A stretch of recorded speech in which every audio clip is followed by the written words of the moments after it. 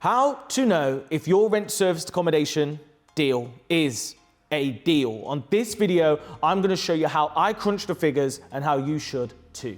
Simon here in one of my latest rent to serviced accommodation deals, and I thought, what better opportunity than to break down exactly how I crunch my figures on these deals to know if it is a deal. So if you're looking at your first deal and you're not sure, this is for you. If you've got a deal and you want to know if it's really a deal, this is for you. If you've got deals and want to try and improve the cash flow on your deals, this is for you. And if you like content like this, even if you just get one thing that you didn't know from this video, do me a favor, hit the subscribe button and help us to continue to grow the channel. So, biggest mistake I see people doing when they're crunching their rent serviced accommodation figures is they take the gross nightly rate. What I mean by that is they're taking, say, £150 as a comparable on booking.com, but they're forgetting that the cleaning has to come out of that, the linen has to come out of that, the OTA or online travel agent commission needs to come out of that, the water and amenities need to come out of that. So you need to work out what your net nightly rate is after all these expenses and then add them on to the guest or add them on. And that is absolutely essential for you to then be able to forecast your income, but also reduce your break-even point down.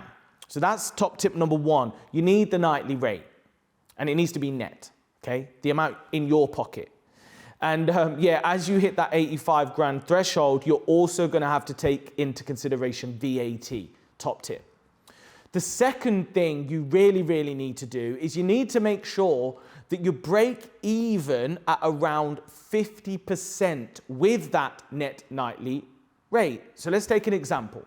Let's say it's £100 net to you after all expenses and your guaranteed rent is £1,000, okay, and your bills are £500, then 15 nights at £100 would mean that you'd break even.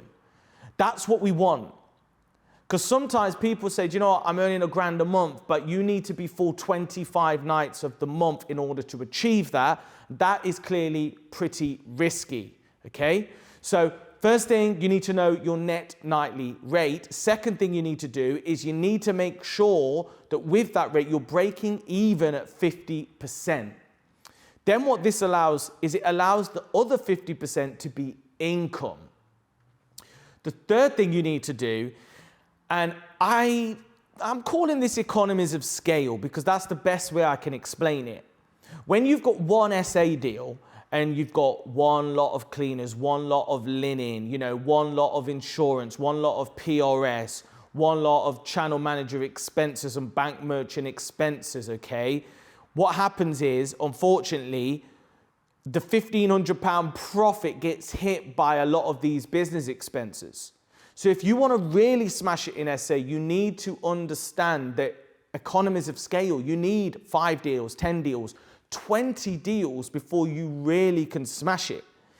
And what's interesting is when you've got 20 deals, you can play around with bookings and, you know, you'll have double bookings, but you can relocate them.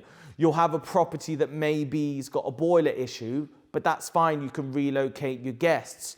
So it gives you a lot more flexibility as well. So I hope you found this video useful. Just a couple of tips on how you can drive your deal forward and how you can drive your business forward and how, most importantly, you can establish if a deal is a deal. Now look, 50% break even is ideal, of course. If you have to go to 60% but the property looks like this and you know it's going to smash it, go ahead and do it.